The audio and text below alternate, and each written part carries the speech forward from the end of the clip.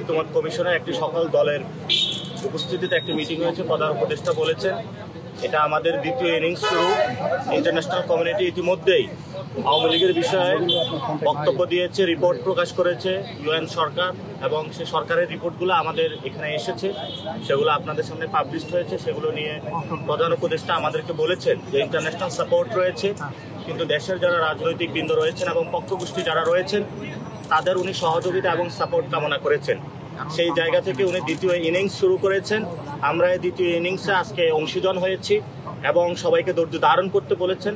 আমরাও বলেছি যে এটা টেস্ট ম্যাচের মধ্য দিয়ে যেতে হবে আমাদেরকে, যেখানে ধৈর্য এবং সাহসিকতার পরিচয় দিয়ে আমাদের বাংলাদেশের 53 বছরে যে অসমাপ্ত কাজগুলো রয়েছে, সংস্কার কমিশনগুলোর ইফেক্টিভের মধ্য দিয়ে আমরা সেই কাজগুলো সমাপ্ত করতে পারবো।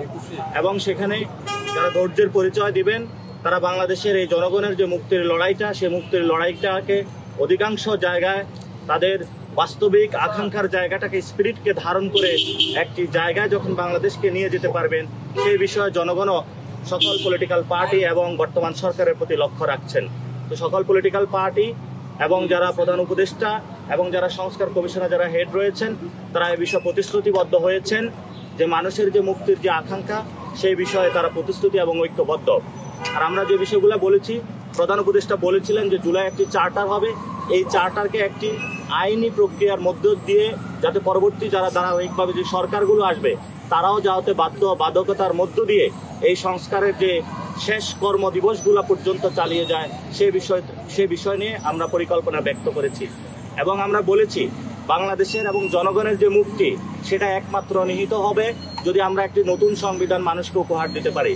কারণ ৭২-এর যে সংবিধান রয়েছে, এই সংবিধানের মধ্যে বহুদলীয় গণতন্ত্র অসম্ভব এবং বাংলাদেশের যে শান্তি শৃঙ্খলা, জনগণের যে ঐক্যের জায়গাটা, সেটা দিন দিন বিনষ্ট হচ্ছে। এবং আমরা স্পষ্ট করেছি যে সংবিধানের অধীনে আমাদের 2000 ভাইকে শহীদ করা হয়েছে, 50,000 মানুষকে খুন করা হয়েছে এবং তাদের অঙ্গহানি করা হয়েছে গত 53 বছরে। এবং আপনারা দেখেছেন 75-এর আগ পরবর্তী সময়ে বাংলাদেশে যেভাবে মানুষের অঙ্গহানি থেকে খুন, গুম, নির্যাতনের প্রক্রিয়া চালানো হয়েছিল, তারই শেষ পর্যায়ে ভিক্টিমাইজেশন গত 15 বছর হয়েছে। আমরা সেগুলোর বিচার প্রক্রিয়ার কথা সুনিশ্চিতভাবে ইন্টারন্যাশনাল আইনে করার কথা বলেছি। আওয়ামী লীগের বিষয়ে কিভাবে একটি বিচার প্রক্রিয়ার মধ্যে দিয়ে গিয়ে আওয়ামী লীগকে জনগণের সামনে একটি উন্মুক্ত এবং জনগণের সামনে একটি দৃশ্যমান বিচার প্রক্রিয়া নিয়ে আসা যায়, সেই বিষয়ে আমরা কথা বলেছি।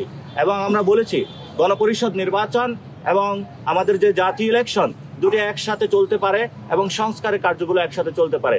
এবং আমরা দৃপ্ত কণ্ঠে সেখানে এই বিষয়গুলো সকল দলমত নির্বিশেষে সকলের কাছেই আমরা উপস্থাপন করেছি।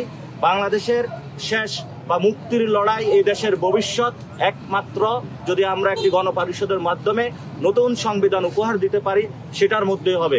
এবং আমরা এটাও ব্যক্ত করেছি বৈষম্য বিরোধী ছাত্র আন্দোলনের নেতৃত্বে এবং জাতীয় নাগরিক কমিটির উদ্যোগে এই মাসে যে ছাত্রদের একটি বড় দল আসতেছে বাংলাদেশের ইতিহাসে, আপনারা জানেন যে এটা জনমত জরিপের কাজ চলছে এবং সেখানে আমাদের রাজনৈতিক লাইনটা কি হবে সেটাও আমরা সবার সামনে আজকে ব্যক্ত করেছি। আমরা বলেছি আমাদের এই রাজনৈতিক লাইনটা হবে একটি নতুন সংবিধান রচনার জন্য আমাদের লড়াই। আমরা বাংলাদেশ থেকে ফেসিবাদকে মুক্ত করেছি এবং নতুন করে কোনো ফেসিবাদ যাতে বাংলাদেশে আসতে না পারে, সেই জন্য ফেসিবাদের লাস্ট কপিনে পেরেক মারার জন্য আমরা একটি নতুনভাবে সকলকে আজকে প্রধান উপদেষ্টা এবং সকল রাজনৈতিক দলের সামনে বলেছি যে বাংলাদেশে একটি নতুন সংবিধান রচনার এবং গণপরিষদ নির্বাচনের লড়াই আমরা আনুষ্ঠানিকভাবে শুরু করেছি। সরকার সংস্কারের আনুষ্ঠানিক লড়াই শুরু করেছে, আমরা নতুন সংবিধানের লড়াই শুরু করেছি। এবং বৈষম্য বিরোধী ছাত্র আন্দোলনের যে হাসনাত আবদুল্লাহ রয়েছেন, উনি বলেছেন যে বিচারের যে প্রক্রিয়া, সে লড়াইটা ওনারা আজকে থেকে শুরু করবেন।